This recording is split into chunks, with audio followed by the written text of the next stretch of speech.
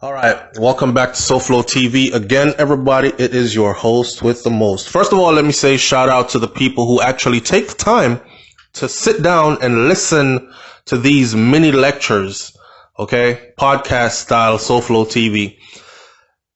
We have a problem. And the problem is that majority of the time, most of us, our attention span is so short that we fail to listen long enough to catch valuable information. There were many comments that were left on part 1. This is part 2. If you have not listened to part 2, then you will be to part 1 rather, then you will be lost on this part 2. Okay? Now, I want you to listen and listen carefully. The last video, which was part 1, the first title of the video, for those of you who tuned in early and caught it, the first title of the video was China's Agenda for Jamaica Exposed. Of course, I had to change that title, and the title is now They Have Big Plans for Us. So this is They Have Big Plans for Us, part 2. Don't ask me why I had to change it, because I can't say it here. But I will tell you at a later date, sometime randomly. Anyhow, let's get right into this one, okay? A Jamaican brother said to me in the comment section of the last video, the Chinese don't understand how a Jamaican thinks. They could be in for a nasty surprise. Yeah. I think it's the other way around. One of our biggest problems that we have as a people is this grandiose of thought, this false sense of being large and big and bad and badder than the other. Me a Jamaican road boy, I'm tough, I'm bad. And then when it comes down to it, we are nowhere to be seen. So I found that comment rather interesting. The Chinese people don't understand how a Jamaican thinks. They could be in for a nasty surprise. When the truth of the matter is, and I told you in the last video, that the Chinese people have been studying even your behavioral patterns for the longest. They know exactly how you think. That is the reason why they are able to come into your communities in every place on earth, not just Jamaica. I lived in New York for 7 years. And even in Brooklyn, who you think owned the vegetable stand that sold all the fresh fruits and vegetables in a black neighborhood? It was the Chinese. And then, of course, they had the Chinese restaurant in those neighborhoods as well. It is the reason why they're able to own all the wholesale stores and control most of the ports, shipping, importing, and exporting in and out of your country, because they know you well. They know you well.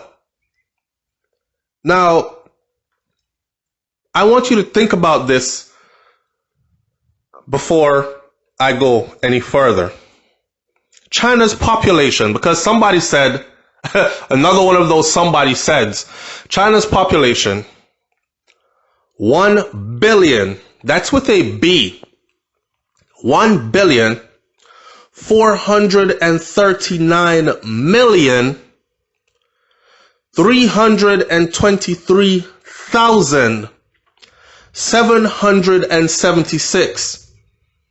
1,439,323,776, somewhere in there and growing. That is China's population. This whole idea that people have about China being overpopulated, so they're spreading out to find other places to live, get it out of your head. Okay? But we'll talk about that in a minute. So with China's population being this big, listen to Jamaica. Now, China's population is this big, but China has 1.0 per 100,000. That's murder per capita. What am I talking about? I'm talking about how the Chinese people commit murder, how they kill each other. 1.0 per 100,000.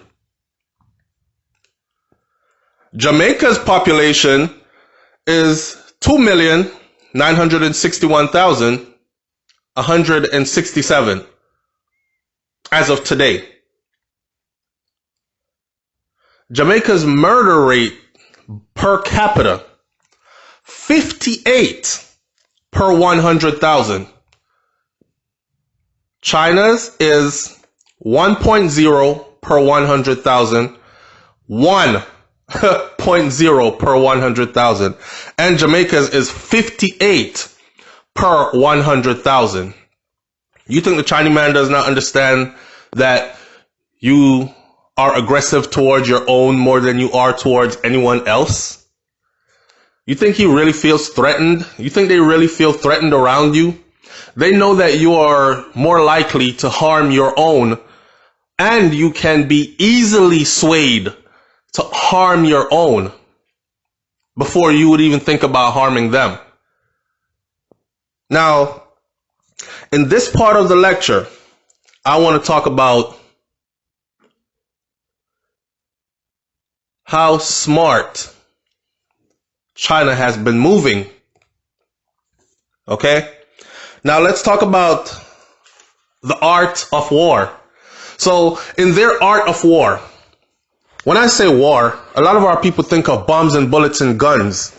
And in the last video, that's why I said if you did not listen to part 1, then you're probably going to be lost in this part 2. I will reiterate some things, but I won't be explaining everything that was said in part 1. I will just be moving on. I will only cross-reference and I will come back to what we're talking about now. So, this is the genius mind.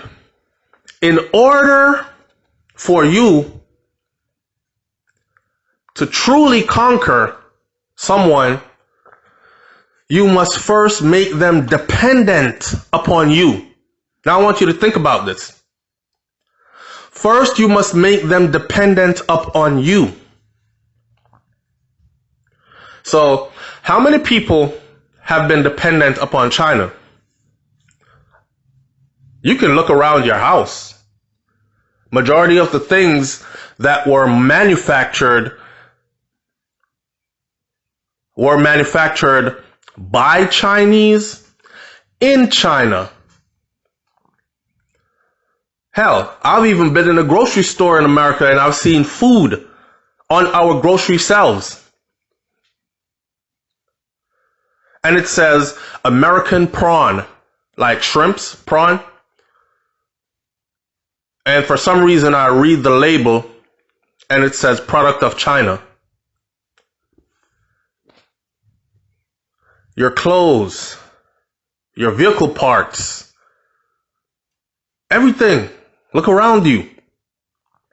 So the smart thing that China did first was China made sure that majority of the world was dependent upon her in some way.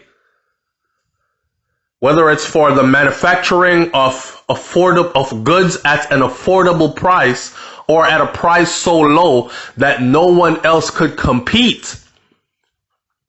This was the main reason for big businesses moving out of the great USA, taking their businesses to China.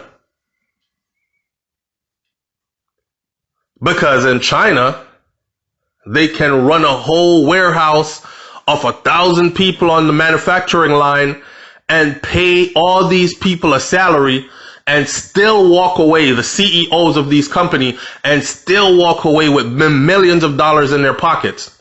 Whereas in their own country, in order for them, their business to grow and thrive, they would have to pay the people below livable wages, which the people would not accept. You can't pay anybody in the US below minimum wage, not in the hundreds or the thousands. You might be able to do that to some illegal immigrant who's trying to get a few dollars under the table and lay low until they get themselves sorted out.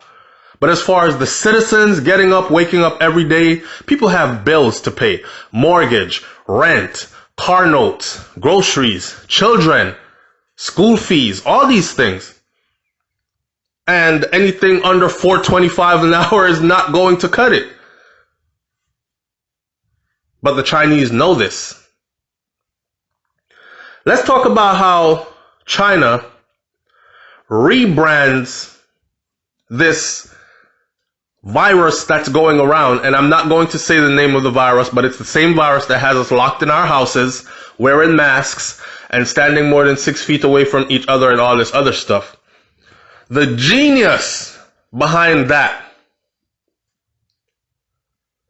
the rebranding of it.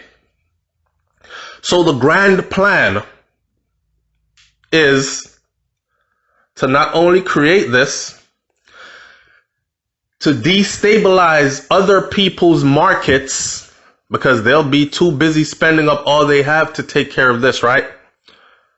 While we will be recovering. Because we are the problem and the solution. That's their mindset.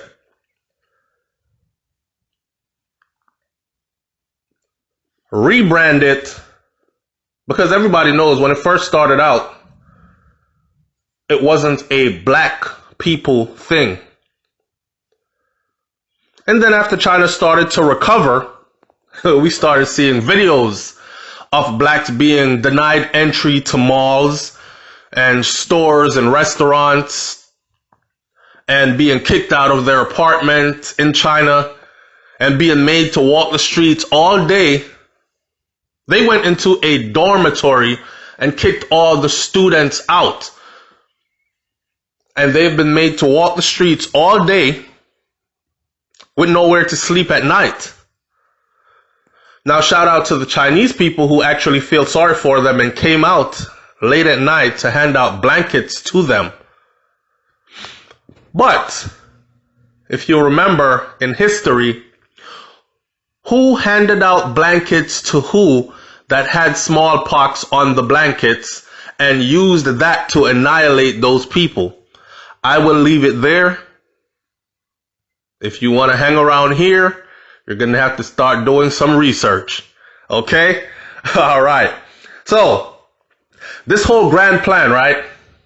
Think of this. Think of the entire continent of Africa, and then think of the entire Caribbean. Do you notice that the entire Caribbean is majority people of African descent, or what we call black people? I don't care if you're mixed with anything else. When they look at you, you are classified as black. The entire Caribbean is rich. I started out talking about Jamaica, but let's talk about the whole continent of Africa in this one as well. The richest place on earth. Now, in order for you to be truly rich, everlasting wealth, the smart thing to do would be to colonize the richest place on earth. Everybody would have to come to you for their minerals. Everybody would have to come to you for a majority of their gold and their diamonds. There are so many places on the continent that have not been explored yet. Even in Jamaica, it's the same thing. You hear the story. There's oil in those waters. There are diamonds in those hills. Somebody knows it. Somebody wants it. Now, this whole virus thing, they were smart enough to actually take the virus and rebrand it. Have people around the world looking at it as it came from black people. Now, I've heard black people saying stuff like, they can try that all they want to, but everybody knows that it came from China. Don't bet on that. And like I explained in the video before, the Chinese have mastered the use of propaganda. So one of the rules in propaganda is you tell that lie and you tell it like it's truth and you tell it repeatedly. And sooner or later, people are going to be walking around saying that lie as if that lie is truth. Don't be surprised if later on you hear that it was the Africans that were going over to China to study and to do business that brought that stuff there with them. They've already convinced the world that Ebola just magically appeared in Africa. And then we're trying to contain it there so it doesn't spread to any other part of the world. When if you do your proper research, you will find out different. So don't be surprised if one day you hear people start saying that. That C thing that has us locked in, wearing our masks and standing apart from each other, social distancing, that C thing, it can easily be turned around. And that is what they are working on right now. Don't take my word for it. Go look. They are working on rebranding that. But why? Why? That's the question. Is it because they just don't like you? No, that's not it. It is because all hands are on not only Africa, all hands are on all places across the Caribbean where predominantly people of African descent, or black people as they say, live. All hands. So what China is trying to do is they're trying to get everyone else to take their hands off of it so that they can have it. Remember growing up, right, in Western world, and I, for one, I thought that the only thing that existed in Africa was people that spoke like haga boo boo haga haga haga haga boo boo, and they were cannibals and they ate each other, and it made us thank God for slavery because it saved us from growing up in the bushes and having to eat each other to survive. And the place was filled with only diseases. That was the perception. Propaganda, that was the perception. Why many of us have still not booked a ticket to this day, whether we know it or not, to the continent of Africa. A crying shame, because your ancestors, when they came to this land, their will to survive was up, right? A lot of them said, I would prefer to die than live like this. Others said, I must survive because in order for me, when I survive, it means my seeds will survive and they will one day come stronger, and eventually they will return to the motherland, the mother soil. So that propaganda was put in place to make us never want to return to that soil. Now, when the internet came about, and after the internet got properly developed, we started seeing in real time who owns all the nice, fancy stuff. We started looking at videos and we were thinking, man, that's Hollywood. That's where the movie stars live in the US, in Hollywood. That's the big fancy life. And then somebody tapped you on your shoulder and said, no, fool, that's South Africa. You're like, what? Ooh, look at that mansion. That house is so nice. That's gotta be in upstate New York or Connecticut. And somebody says, no, fool, that's Ghana. That's Nigeria. That's Tanzania. And you're like, what? Really? And then people started going. Only to find out that the same people that were telling us all along, stay away from it. Bushes, crazy people, cannibals, diseases. They were there living the best life on earth.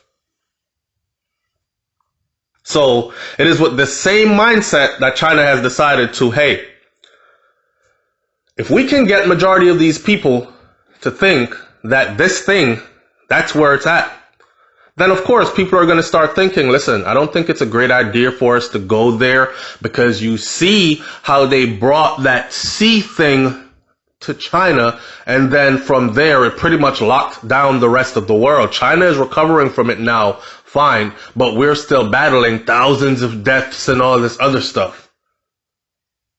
That's the plan. The genius to rebrand that as a African virus. Stay away from Africa before you catch it. And in the meantime, they are in Africa owning up everything.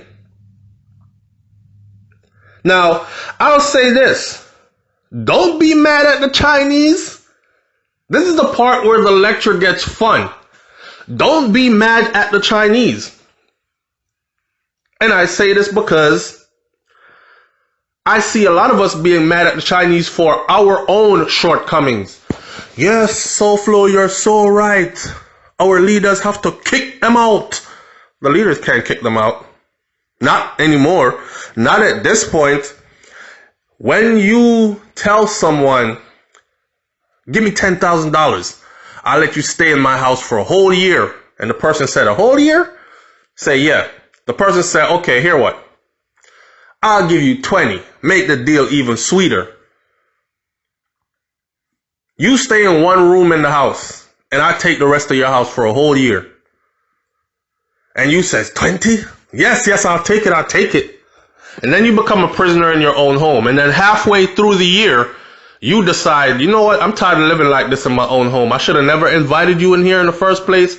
And you can take your I spent up all that money already. So you can and they're looking at you like, I can take my what? I can take my 20 million and leave? Sure I can. Give it to me now. All of it.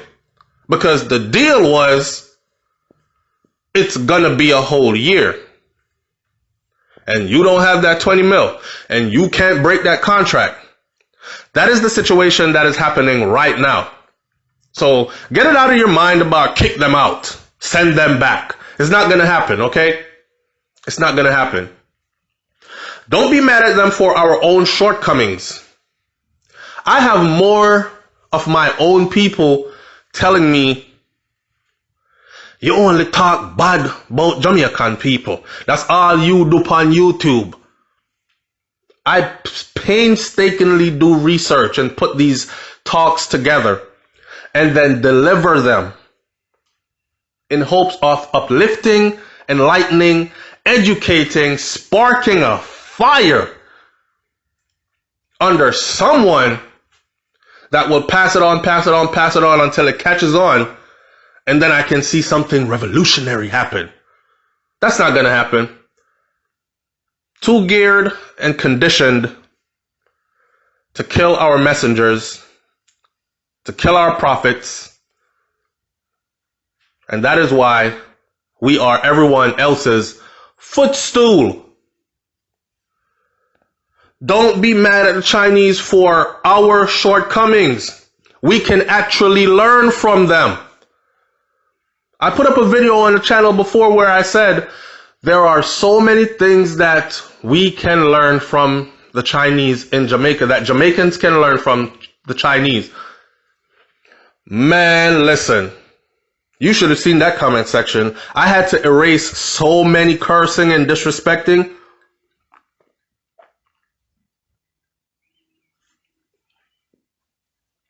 But I'm going to go back into some of that.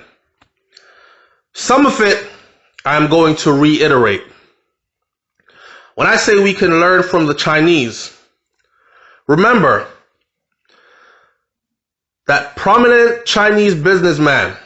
I don't know if you saw that video, but I was sitting around one day watching, and I'm learning as I'm watching, and I saw a prominent Chinese businessman. He is a buku billionaire, and in pounds and euros and US dollars, in gold and other natural resources or out of the continent of Africa. And I remember him saying, I was highly offended because when they asked him, so what about the black race? And he said, oh, the black man, speaking of the black race, he said the black man, they're insignificant. They're neither here nor there. They're just there. Our bones to pick is with the white man. And in time to come, we will surpass him in every way possible, is what this man said. Now, when I told that story, I remember other black people saying, oh, wow, so the Chinese want to surpass the white man in every way possible. I think they can do it, you know. But not one of them said, hold up, wait. He said, we are neither here nor there, we're just there. He said, we are not even in the fight, we are insignificant. Did y'all hear that part? I was highly offended. But you know what I've learned? I've learned that being offended when you hear the truth never helps you. In fact, it hinders you from taking that truth and applying it to your life, or doing something to fix it. But we spend most of our time when we hear the truth about ourselves, if it's not what we thought in our crazy minds that it was, then we want to kill the messenger. We want to silence the person telling the truth. We want to disrespect them as much as possible. It still does not change the truth. We are not even in the fight. We are insignificant. Which goes back to the statement that I started this lecture out, where I said in the comment section of part 1 of this video, the person said the Chinese don't understand how a Jamaican thinks. They could be in for a rude awakening. How does a Jamaican think? Jamaicans don't have any common thought process, and that's probably one of the biggest problems. When have we done anything great as a people, as a unified unit?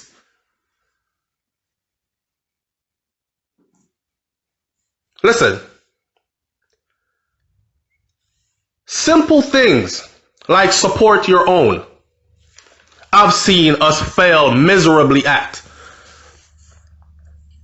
Because we have been taught from we were little, and we pass that same knowledge on to our children and then their children's children, that if the white man is selling ice, the black man is selling ice, then the white man's ice must be colder than the black man's ice. So I'm going to go over to the white man to go get my ice. In other words, then we support everybody else but our own. And then when it comes time to support our own, we find every excuse in the book. Yeah, I'm just not like them attitude, because if I'm spending my money there, there must be service with a smile. Whereas the Chinese people, they don't give a damn if their people service them with a smile. All they're concerned about is, my dollar is going to another Chinese person, period. I'm not walking in that business to make friends with Hong Yang. I don't care. I know that Hong Yang is Chinese just like me, so I'm going to spend my money in Hong Yang's store, because I know when Hong Yang gets a lot of money, he is going to take care of Chinese business with it and build up a Chinese community with it. We fail at supporting our own. I've seen it many times, and like I told y'all before, my mother had a restaurant, very successful restaurant in Florida. And for 2 years, I sat in that restaurant and pretty much ran it, right? After coming home from the military. And I remember how our own people would come in there and they would ask for, let me get 2 patty. I said, $1.75 a piece. God no, $1.75? You know, say $1.50. So and so I sell it for a piece. They will come in there and argue with you over 25 cents, over 50 cents. And then they would go to the Hispanic store down the street that's selling it for $1.50 instead of $1.75. I've seen it. Not to mention, they might have pulled up to your restaurant in a Benz, a BMW, a newer model, whatever car they're driving, Honda, whatever it is. When they get out, whether the clothing is real or it's a knockoff name brand, they're still perpetuating that stereotype. They have money. It's Gucci this, Fendi that, Prada this. And they will walk right into your store and argue with you over why you selling the patties for $1.75 instead of $1.50. But when they go into other stores, the people that own those stores don't even speak to them. They have a price on the item and you either pay it and get the hell out, or pay it and get the hell out, or leave without it. Keeping their money in their community. We can learn from them. They, among others, they will make sure that if they have something to sell, for instance, if they're selling their business, if I was to put 2 brothers together and say, hey, let's put our money together, right? The Chinese people are selling their business around the corner. It's the fruit and vegetable stand, and it's been there for like 10 years in the community. It's thriving and makes a lot of money. We see it every day because it's busy. I even buy my fruits and vegetables there, so let's own that. If the Chinese say to you that the price is 50,000 US for the spot, you could come with 100,000 US, you're not getting it to buy. They will rather sell it to another Chinese person for 10,000 and take that $40,000 loss. They keep their money in their community and they put nothing before them. They put nothing before theirs, no matter what. No matter what. And another part of our weakness is we are always for sale. We are always for sale. No principle. Always for sale.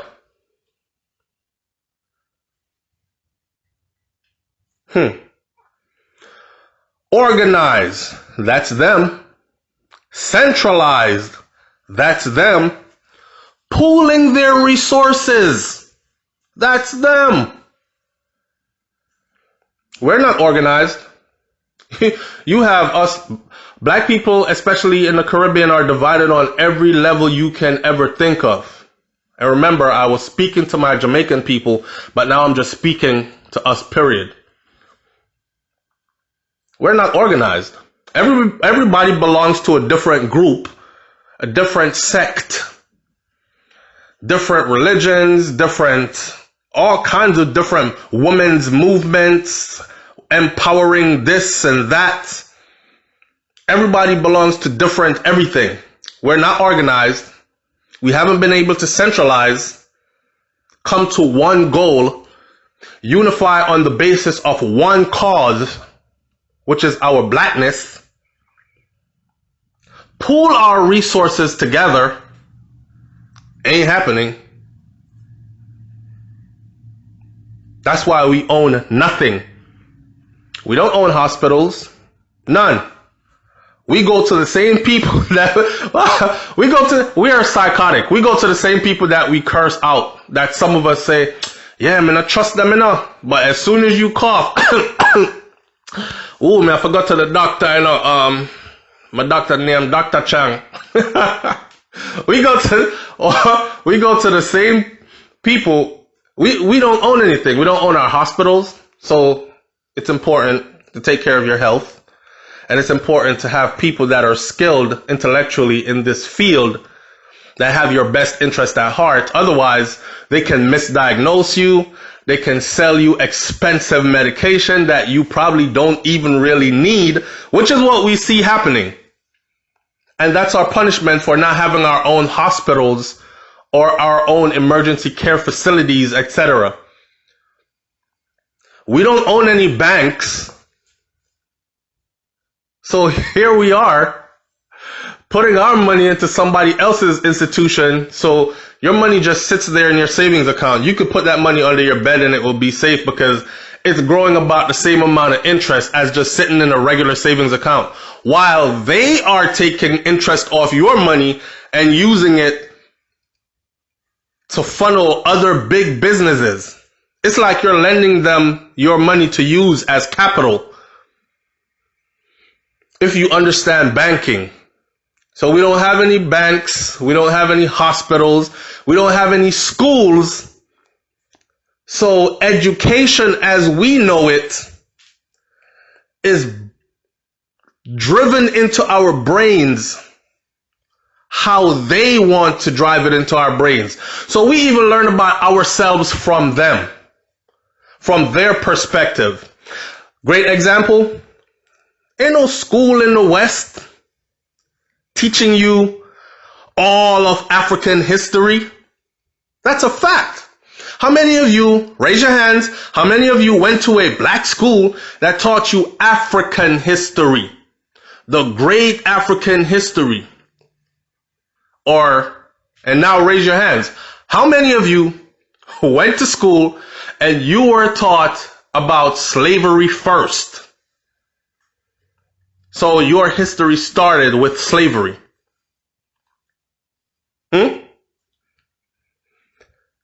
So we don't have any medical institutions, hospitals, clinics.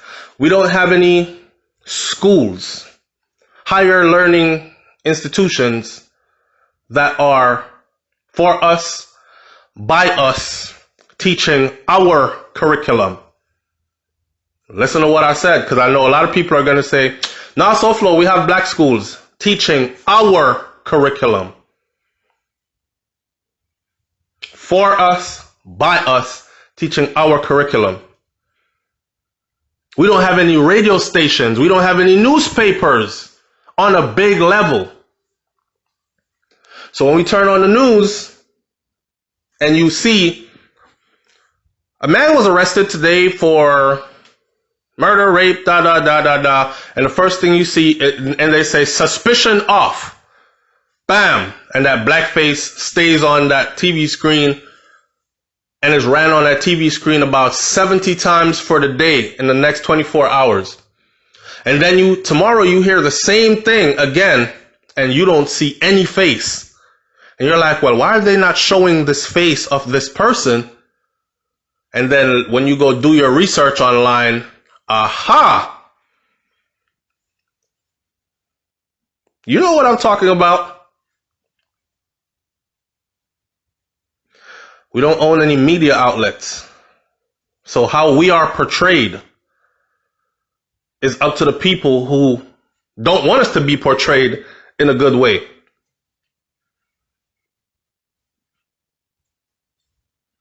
Love and hip hop. Wives of Atlanta, hip hop wives of, or basketball wives of Atlanta, that kind of stuff. Drama, fake hair, all up in European designer clothings, running after European designer cars, nasty, cursing each other out. Life is all about a man with a big dick. That's what we've been reduced to.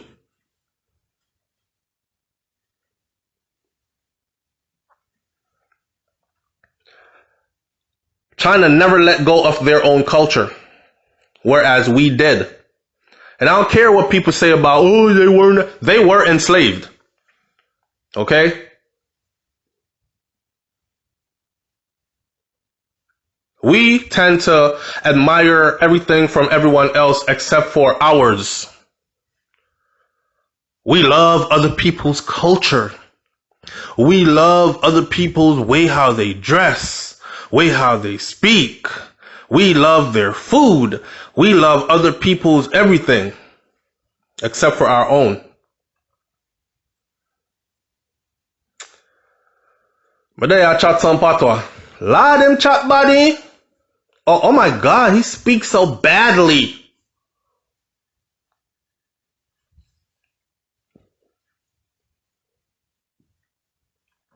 Yeah, brother, a long time I tell you, say, if you forward on, you know, man, so go over there, so go. Full dry. Got a place, right? And then they look at you like, why does he speak like that?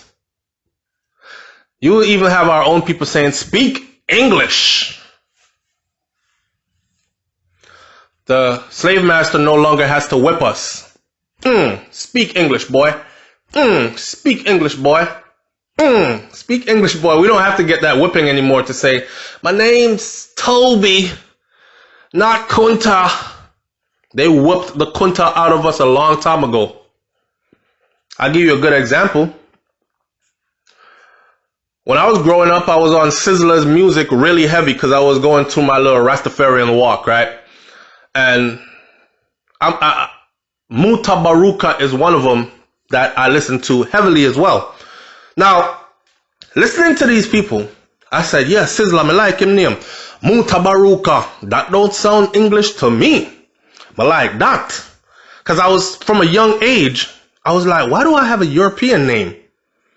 And why is my family carrying on this European name? That surely came from a plantation, right?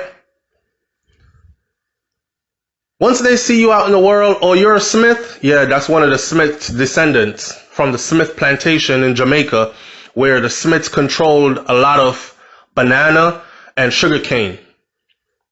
Oh, you're McFarlane. Yeah, that's the McFarlanes and the Mackenzies and the McDermotts. They're the offsprings of you're caught up. So when I first heard Sizzler's real name, Miguel Collins, I was so damn disappointed because he was such a fiery ball of fire, and I thought surely he had changed his name even if he had one of those European names. But Sizzler's father and mother are Rastafarian people, right? And they passed down the damn name to him, Miguel Collins. Anyhow, I'm just saying that's traditionally what we do, whereas the Chinese indifference never did that. Even if you meet a Chinese that has a name and it says David, James, Stephen, one of those typical English names, they did that on purpose. Because their real name, they have a Chinese name. Wun Ting Sa, Ting Wang U. And among their people, they're not called James, Stephen, David. That's what they use to communicate with Westerners. We just thought we had to take on the whole shebangle, the religion, the names, everything. And we're not letting go of any of it either. Marcus Garvey said something about a race of cowards and imbeciles. And I remember that speech where he was like, if you cannot do it, you shall die. Well, I think what he was talking about is that if we cannot organize, centralize, pool our resources together, and build a proper nation, we shall die. And it's not going to just be a physical death. It'll be a spiritual death. A lot of us are already dead spiritually. But that is where it's at. So again, this is not a rant about, oh, the Chinese this and the Chinese that. I'm just showing you the angle, and I'm showing you what's going on. And in this video, which is part 2, I am actually showing you what it is that we are not doing and what it is that we need to do in order to elevate up out of this situation. The problem now is, how do we start? Leave your comments in the comment section below.